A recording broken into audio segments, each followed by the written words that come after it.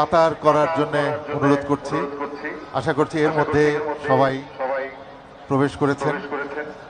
লক্ষ লক্ষ ভক্তের মানুষের সমাগমে মুখর আমাদের এই মানিক মে অ্যাভিনিউ।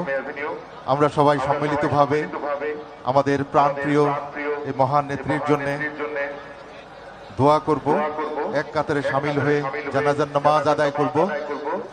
আপনারা আস্তে আস্তে কাতার সোজা করুন। আমাদের নির্ধারিত সময় ছিল দুটো প্রায় বাজে। আমরা প্রস্তুতি গ্রহণ করি।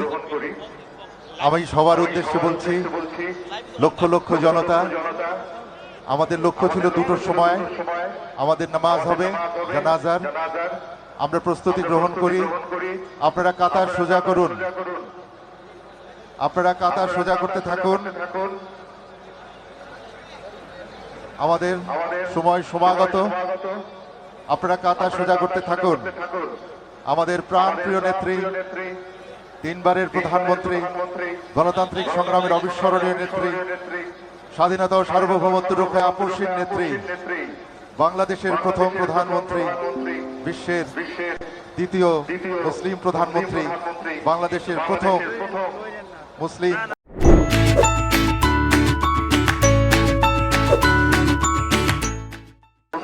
নারী প্রধানমন্ত্রী বেগম খালেদা জিয়া, তার প্রতি শ্রদ্ধা জানানোর জন্য, তার প্রতি আল্লাহর দরবারে দোয়া চাইবার জন্য লক্ষ কোটি মানুষের দোয়ায় সিক্ত হবেন আমাদের প্রাণপ্রিয় নেত্রী, যার জন্য আমরা এখানে সমবেত হয়েছি।